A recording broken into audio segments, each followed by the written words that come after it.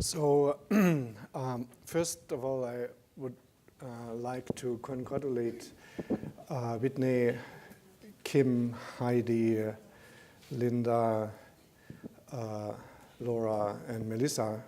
I hope I didn't miss anyone of the great team of ACD to get this meeting organized. That's a huge success. It's the first one, and I'm pretty sure it won't be the last one. So great accomplishment. And second, I would like to say that I'm really honored to have the opportunity to speak to you today. Okay, and we're up and running. So I would like to speak about GAMT, and I will start with a clinical case. Then I will guide you a little bit through how I got into this disease, and by exploring at that time, new disease, what we learned. Then briefly talk about current treatment, and then show you a little bit what plans are, how to go from here. So the clinical case, she was the sixth child of a family, first cousin marriage, and basically she became, the first concerns retrospectively were around 6 months of age, when her milestones were not accomplished. And then in the second year, at 15 months, it was quite obvious, so she couldn't sit, she wouldn't crawl. And only at 2.5 years, she was able to stand with support. And then very unfortunate, at 3 years of age, she regressed. So she lost some of the skills that she had acquired. But most important, I think, for this condition was the cause of the seizure disorder. She had her first seizures around 14 months. It was the first seizure. And this became the predominant problem in the future. So there were those absence seizures, drop attacks, but sometimes also generalized clonic-tonic seizures. But the frequency of those seizures was those absence, and drop attacks was 100 times or more a day. So really severe, and all the drugs that she was receiving didn't make a difference. So when I saw her for the first time, she was almost 4 years old. And you can appreciate that she has really almost not much muscle, and you can see for a 4-year-old child that she is severely affected. And we did usual testing, MRI. There was some delay in the myelin development. But and in EEG, there were those very abnormal slow spike waves that were according to her seizure disorder. Laboratory showed a little bit ammonia elevation, so we thought about condition that is associated with ammonia elevations, and lactate was sometimes a bit elevated. And this was the reason why So I was a resident at that time, but I interested in metabolics. I said we have to check that, so let's do MR spectroscopy, and let's look at lactate. Is there lactate in the brain? And then you can see that what was abnormal was there was almost no creatine. And the spectroscopists in Heidelberg, this was in Heidelberg, Germany, they were absolutely excited. I didn't see it, but they were excited because that's the reference peak. And they just a couple of weeks ago saw exactly that in Göttingen. Göttingen is where the first patient was diagnosed, almost around the same time. So, and then we did phosphor spectroscopy, and here you can see something that is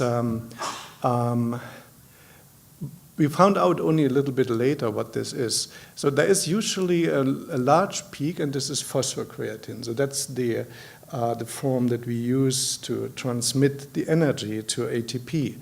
And this peak was much lower, but when you look, then you will see this is a split peak.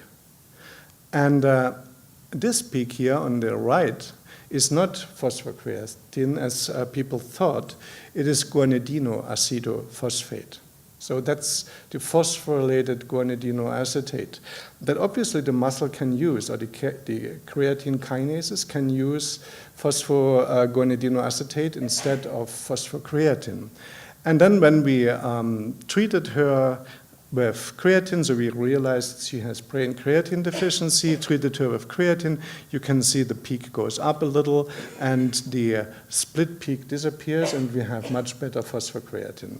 So we continued diagnostic workup and we could show that creatinine, this standard measurement, is low in blood, but you need to use the right method to find this. You can nicely also measure this in urine, but you should do a 24-hour urine collection. I was a really great supporter of 24-hour urine collections, but I know for the families, for everyone, this is a pain. So it's not really a diagnostic tool that we are using frequently. But if you do this, you can really calculate how much creatinine is a patient excreting per day, per body weight, and then you get abnormal results. We did measure creatine and guanidinoacetate, and yes, creatine was low, guanidinoacetate very high. We did a liver biopsy at that time. There was reportedly some cirrhosis, although we don't have any observations that patients with GAMT would develop liver cirrhosis. And we measured the enzyme activity, and it was clearly abnormal. So we had diagnosis of GAMT deficiency, and then later we did also the genetic confirmation that showed that she has GAMT. So this was new. There were those two kids, one in Göttingen and one in Heidelberg, with this new condition. And we needed to learn about what is the pathomechanism for this disease, what kind of treatment. And so over time, we also made newer observations, like seeing this condition in an adult and also in a neonate with no symptoms at time of diagnosis. So what we learned after a couple of months already, and this was very disappointing. Brain creatine deficiency, so what do? You supplement with creatine and then it should be fine, but in fact it was not. The patients show some improvement as soon as you start creatine, and after a couple of weeks, 2, 3, 4 weeks, they kind of have a relapse and go almost, I talk about GAMT, back to the state where they were before we started treatment. So, and we went up at this time creatine doses up to 2 grams per kilo per day. So this is 5 times what we use right now. And there are some side effects, but no additional effect. So going up with creatine does not make a difference. So why? And there are different explanations for this. Could it be that we are not successful in normalizing creatine, phosphocreatine in the brain? Is there something else, neurotoxic? So nobody knew about guanidinoacetate at that time. It was really only a thought. And or is this irreversible? So we simply diagnose them too late, and the brain damage is done. These are where the questions. So then, if it is incomplete, can we have a better treatment? If it is neurotoxic guanidinoacetate, can we have a treatment?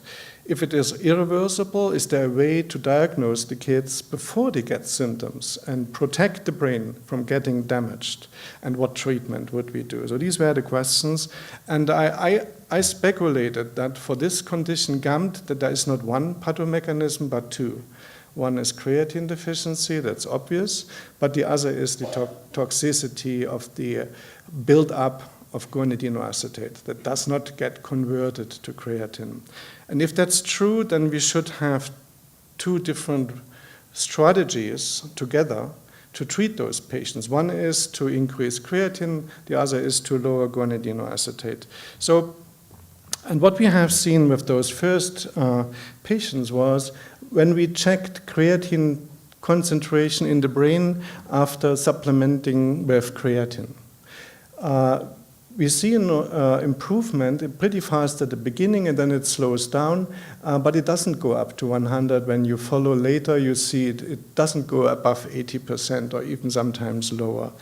But if you compare this with AGAT, this is red. These are the kids from Italy receiving the same amount of creatine. You can see that they go up as fast as GAMT, but they go higher. They almost normalize and they stay high. And the blue one was the first patient that we treated with this double strategy, not only supplementing creatine, but also lowering guanidino acetate. And it looks like it is like AGAT, but it is only one single measurement. So, but we think that guanidino acetate also plays, basically counteracts the ability of the brain to take up creatine, because it competes for the creatine transporter. So based on these theoretical ideas, I decided to try to treat our girl because her seizures were still really, really bad. So plan was, or the idea I had is to do this with substrate reduction. So basically what we have is, you know, this enzyme GAMT is not working, so we get the buildup of guanidino acetate. And guanidino acetate is built by the enzyme action of AGAT, and AGAT uses glycine and arginine as the two substrates. So the idea was to reduce one of them, and arginine would be the primary candidate because there is only the urea cycle that makes arginine. So this is why I thought that this could work, and the other hypothesis was that indeed guanidino acetate is responsible for the seizures. So that's what the hypothesis was. So what I did is with her, I put her on an arginine-restricted diet with very low natural proteins and supplementation with essential amino acids. She was at that time on a very high creatine dose, still because of the seizures, and I tried this for 2 weeks and no effect. Pretty disappointing. And I'm a resident, and the professor was not really happy about that. But I was convinced that I'm right and not wrong, but something was not okay. So again, thinking about this, because what we observed is after a couple of days, arginine went down a little bit with the diet, and then after 5-6 days, it went up in blood, despite of the reduction. So I thought there must be some process in the body basically counteracts. And looking at arginine and the importance of arginine is mainly the recycling in the urea cycle. So it gets converted to ornithine, and ornithine enters the urea cycle and is very important to remove nitrogen. So when I reduce arginine, we will have a problem here. So there could be a mechanism in the metabolism that doesn't allow me to lower arginine. And this is why I then thought, okay, if I give the child a little bit ornithine, that the cycle can still run, then perhaps it is different. So this was my thought process. So what I did is, same arginine restriction, but I added a little bit of ornithine. And I also thought perhaps 2 weeks wasn't long enough, and I convinced my professor that he allows me to do this again. So we did, and so now what we saw is that there was an effect on arginine. So this is in plasma arginine, and especially in urine, you can see nicely that after starting the treatment, that arginine goes a bit lower. But important was what happens to guanidino acetate. And here you can see in plasma, these were the pre-treatment levels, and then after 2 weeks, 3 weeks, GA dropped. So this was great, and more importantly, this is her typical EEG prior to this, and this was after 3 weeks, and it was especially clinically impressive. So my professor was really so happy about seeing this, this difference. Okay, so this was the first step. So diet seems to work if you add a little bit ornithine. So this is kind of what we learned. It's an experiment with one patient, so it could be that I'm wrong, but at least it worked. But when I was reading about ornithine, I came across that ornithine is an inhibitor of the AGAT enzyme. It binds to AGAT and it inhibits the enzyme function. So this gave me the idea, why not treating with high doses of ornithine? If we can inhibit AGAT, basically the idea is to convert a patient with GAMT into a patient with AGAT deficiency. Still, they need creatine, but we know from the AGAT patients that they do much better than the GAMT patients. So this was the idea. So I started this in another patient. And here you can see this gray is basically the amount of ornithine. We started with 300, 600, and 800 milligram per kilo per day.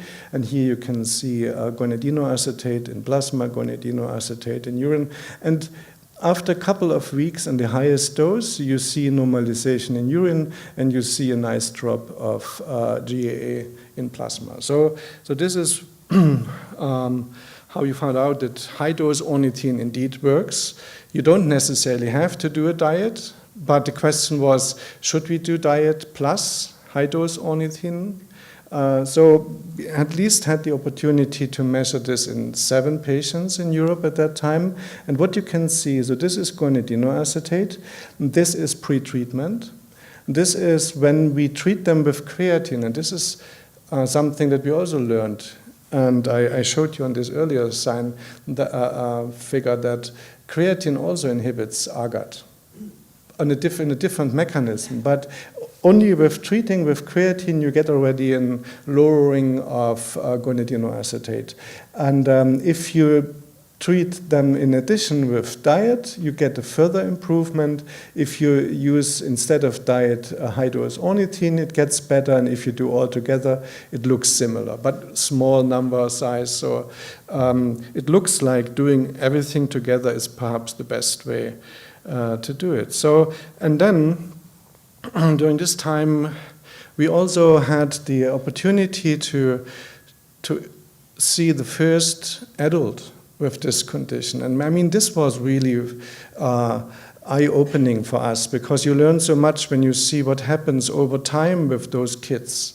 Where are they going? So Hassan was almost similar presentation around second year of life. Then he developed seizures a little bit later, but also treatment refractory. And what you can see here, those head drop attacks, this happens all the time to him. This is why he's sitting in a wheelchair. He understands a little bit. He cannot speak as a classical presentation of the disease. But very interesting is 26-year intoxication and no creatine, the brain is completely normal. So while some have abnormalities, they are not progressive. That's something we can say. And Ton mentioned the retina. Of course, we investigated all of them with retinography. None of them, of our patients, had any retinal abnormalities. So, yeah, and so we treated him with one of those newer treatments, and this is 1 year later. He was in a foster home since age 4 years. He was in a group where they wouldn't do any kindergarten or schooling, and they moved him into the kindergarten group. So now he understands the concept of time. You see the difference in terms of how he behaves. He enjoys being with others, and so and basically this treatment is not the one that we are proposing right now, but at the end, what this shows you is that it is, I would say, never too late if you identify a patient to start a treatment. And I mean, for most of the patients, what really makes the difference is if we are able to control the seizure disorder, because it looks like the seizure disorder in GAMT is really what decides the clinical course. They are not learning to speak, Okay, now watch. No. Okay. Anyway, he's not wheelchair bound anymore. He's a very curious guy. So that's really something to keep in mind. But the question is, and I completely agree, if we can accomplish to get GAMT added to a newborn screening, this would be the most important. This would be the game changer. It would really make the difference for the affected patients. So we had, we knew that there was a 25% chance that a mother would get a child with GAMT deficiency because a sibling was affected. We didn't have prenatal testing, but she agreed that we could test from our sero, from cord blood for the next days, and then we'll find out whether the baby is affected or not. Unfortunately, she was affected. And we did Tandem MS newborn screening method, and what you can see is this is guanidino acetate in blood spots. This was our cutoff at that time, and you can see all 5 days it was clearly abnormal. We also used the ratio that Nicola mentioned. And you can see the ratio between guanidino acetate and creatine is not informative in the first hours, but it becomes informative later. So if you do after 2 weeks, it's exactly the data that you showed, then you see this is abnormal as well. And this is when we started the treatment. And so she was treated pre-symptomatically, and this was when she was 14 months old. At 14 months, she was completely normal. She's now 10 years old. She is not perfectly fine. She has a lower average IQ. She had some seizures later, but there were also compliance issues. But definitely it demonstrates that there is a benefit of early identification and treatment. So now, what is current treatment? I did not remove the other conditions, so I have all 3 conditions here, but the creatine supplementation in GAMT, we perhaps would recommend 400 milligram per kilo. It's the dose we started with. There is not much more rationale to that. And in AGAT, it's not necessary, so the Italian group has nicely shown that you can treat with lower doses of creatine sufficiently. And in female patients with creatine transporter, we recommend 200 milligram per kilo per day if treatment is necessary. Guanidino acetate reduction, this is only what you do in GAMT. So the high dose ornithine would be 800 milligram per kilo, but in adults or heavy kids, we would perhaps go to 400.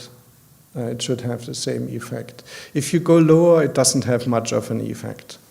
The arginine-restricted diet plus essential amino acids, and I think it is better to do this together and not only one. And benzoate, so this has the idea to also remove glycine, not only arginine as one of the substrates. And we don't have convincing data that it has an additional effect, but usually it's well tolerated. So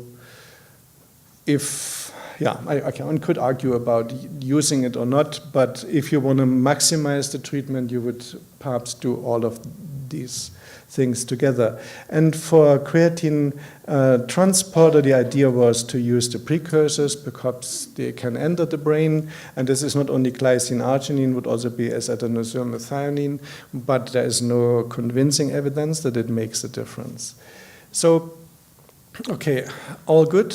No, it isn't. I'm doing research on finding better treatments since I moved to Toronto 11 years ago. And one of the reasons is that I don't think we have accomplished what we should accomplish in terms of cure or, let's say, optimal treatment.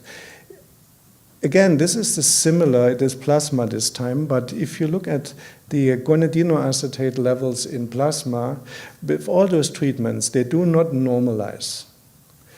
And there are very few data about what's going on in the brain. There is one very excellent study from the Netherlands, from Frank-Jan van Spronson's group, where they monitored brain guanidinoacetate and creatine after treatment for finally 14 months with creatine and with guanidinoacetate lowering measures. And you can see brain GAA is still highly abnormal, measured with a mass spectroscopy, and creatine does not normalize. So green is the normal range, and you can see GAA doesn't go down to normalize in brain, and creatine doesn't go up to normalize in brain.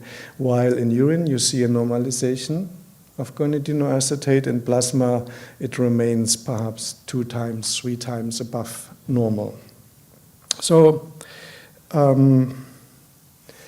what I would like to do in the last 10 minutes is there are projects that I'm running, and one is drug discovery, and the other is finding mechanisms how creatine synthesis is regulated.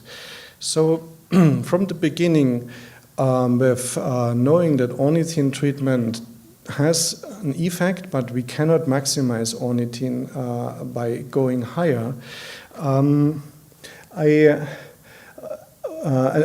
there are 2 mechanisms how one can lower AGAT. One is with inhibition of the enzyme activity, so this is an enzyme inhibitor, then like ornithine, but it can also have a mechanism like creatine that inhibits the de novo formation of AGAT by inhibition or by gene repression.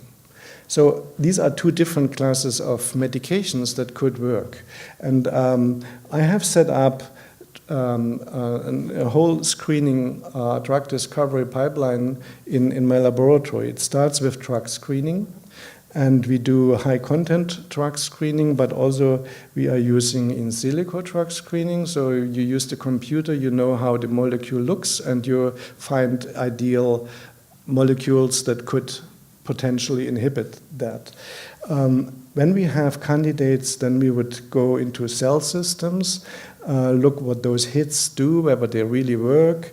We do enzyme kinetics to measure how good they work, and we check whether they would go to the brain. And then we have a good collaboration with pediatric pharmacology, so they would look at our candidates and say, is this something that you could use to start a neonate on and treat for the whole life? And if they say yes, then we go to our animal models. For GAMT and AGAT, we have mouse models, and we also setting up now neuronal cell lines where we use human, or basically human cell lines. So what we have done is, as I explained, we looked, for example, we did a drug screen. These are 6,000 different drugs. We looked whether they would inhibit the AGAT expression, so this is the de novo formation of this, and we do this by basically using a reporter gene that lights up when it works, and put this together with the part of the DNA that is responsible for switch on the expression of AGAT.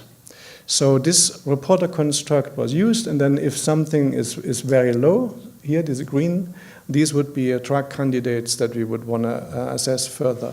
But this is a construct that, and we did this, and we could show one of the candidates, for example, nicely reduces the expression of AGAT similar to as creatine does. But this is kind of very artificial. What we are now doing, we are using CRISPR, a new technology, and we basically take this reporter gene and put this into the healthy DNA in front or behind AGAT. So now we have a better test system that may show us more real drug candidates. So this would be for gene repressors. The other approach is to look for enzyme inhibitors. For this, we have purified the AGAT enzyme, and we have a thermostability assay that shows nicely these all treated AGAT proteins is with ornithine, and you can see this is different to the control.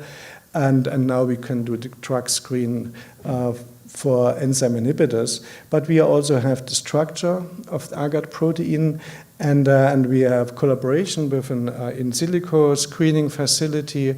They will screen another 6,000 compounds that are known as drugs, but they will also screen, if we get the money, funding, will screen 7 million small molecules, and these are all small molecules that are commercially available. And if we have hits, then we would assess them in cell systems and find out whether there is a potential candidate for that. So that's the plan. And so after screening, we go into cell models. There are different cell models, and you can see what the different expression of those proteins, AGAT, GAMT, transporter, is in those cell lines. And depending from the question you have, you use a certain cell line. For example, we are making RH30 now in a GAMT knockout. So what we see is RH30 has a good amount of AGAT.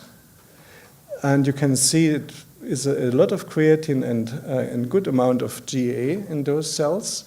And if we treat them with creatine, you can nicely see that the AGAT expression goes down. So RH30 is a nice cell line. And now we are knocking out GAMT in this cell line.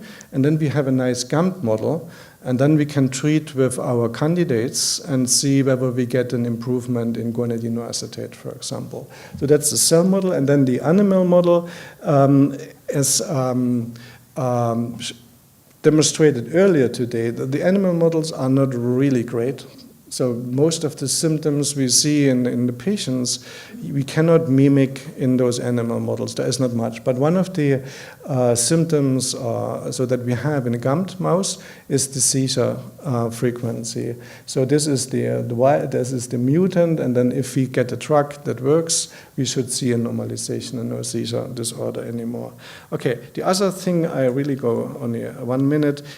That's something when we worked on those with this, it's called a promoter region that drives the expression of AGAT. We wanted to find out which part of the promoter is necessary that still, if we treat them with creatine, that we get this downregulation. So we narrowed it down to a very small 80 base pair fragment that is necessary to achieve the creatine inhibition. So now we want to find out what is the mechanism, what is the sensor that measures creatine and tells the cell to downregulate AGAT. What are the second messengers? What is the structure on the DNA that is necessary? So that's basically the plan. And if one looks only on this 80 base pair fragment, there are already some transcription factors that could be good candidates. And why is this important? Because if we understand how creatine synthesis, especially AGAT, is regulated, this may help us for manipulating in transporter patients, but certainly for treatment in GAMT deficiency. So these were the two things. Now, plans that I have, and I really wanted to mention this to you, is we don't understand why patients with creatine transporter defects still have almost normal muscle creatine. The concentration in the muscle is 1,000 times higher than in blood. And without transporter, you are not getting that much creatine in the muscle cell.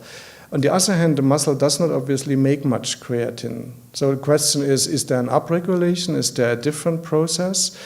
And in order to check what changes do we see in this situation, I would like to have muscle tissue from patients with creatine transporter deficiency. So what it would need is a muscle biopsy.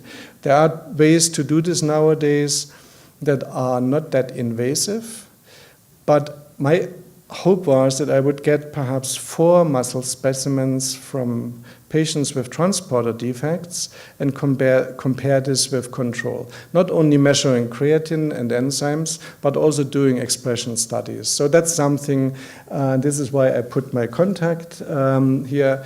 It's not a protocol yet, because I'm not writing a protocol if I don't have patients, but if you are interested in this or know someone who would like to participate, then please let me know. So that's this study. Then the other study that's related to newborn screening. I mean, it is very important for GAMT deficiency that we get the first positive tested case. But also one convincing argument for the committee is to demonstrate that there's a benefit from early intervention. And although we have some literature, we don't have very good evidence. So, and I have already talked with Heidi Kim and Whitney about this, and they were able to identify 4 families where they have a sibling pair of GAMT deficiency, because what you would assume is that the younger one is better than the older kid. Why? Because it has been treated earlier. So if we have missed someone and we have more than 4 pairs would be good, but even with 4, we are developing some questionnaire and so to see whether we can demonstrate that the younger child, developmental-wise, is better than the older child. So that's this. And then, okay, I'm very interested in studying guanidino compound toxicity, not only GAA. But the last thing is we are working on developing new cell models, not only the one that I showed you. Specifically, we are interested in developing brain organoid models. So you can now differentiate cells into cells together. They look almost like a brain. And then we could with CRISPR, so basically produce disease models. And then when we have treatments or when we have other physiological questions, we could use this. So this is a plan that we have as well.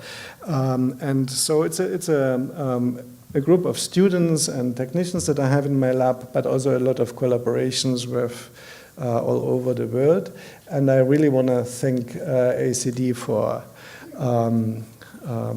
supporting me non-financially right now. Okay, thank you.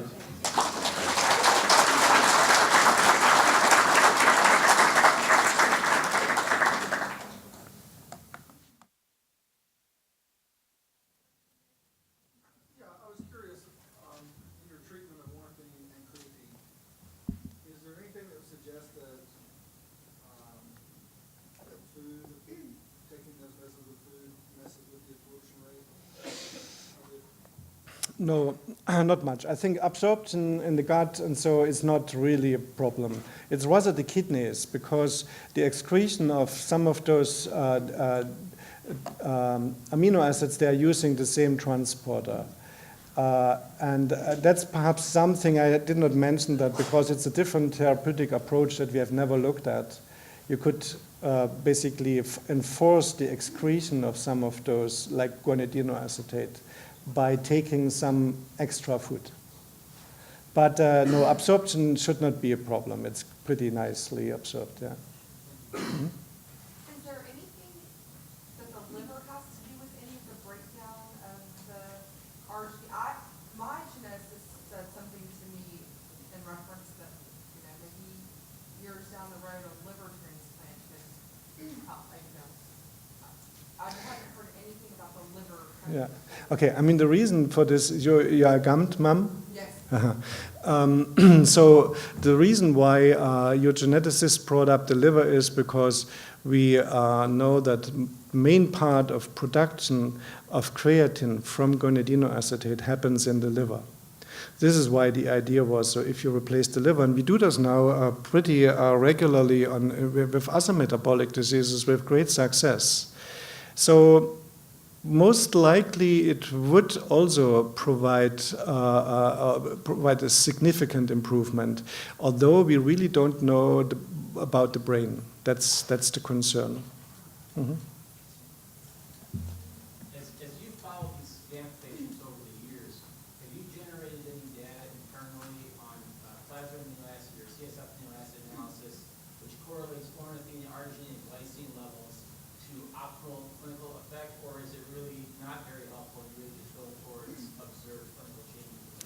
Yeah, so the only parameter that really helps you in treatment monitoring and adjusting the treatment, I would say, is plasma guanidinoacetate. The ornithine levels, so the half-life time for ornithine is 60 to 90 minutes.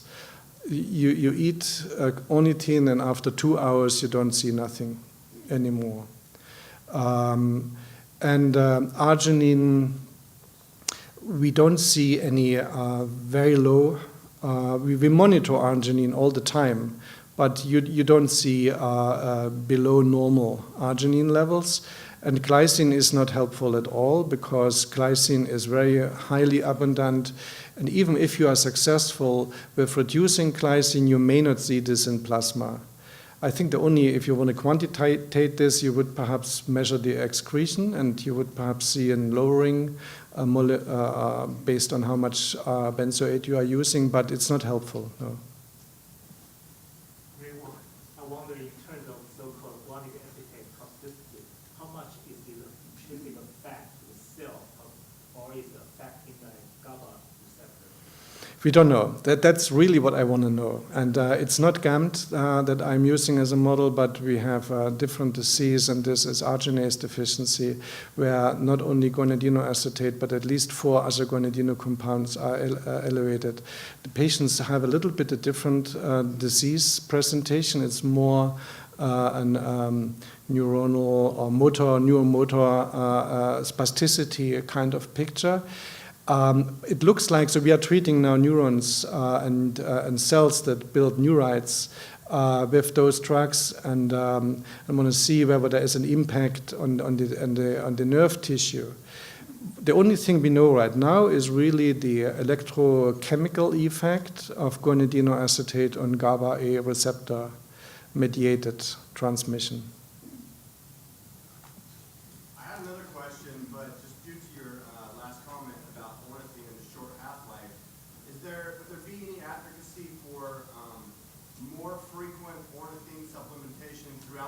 Absolutely. When I went to Toronto and took this job, they offered me a laboratory, and I submitted the first research grant, and it was exactly, the plan was only to optimize ornithine treatment. And the question was basically, what is better, very high peak or persistent elevation? Even if you don't have good data, it looks like if you could give this 8 times a day, this would be definitely better than giving it 3 times a day.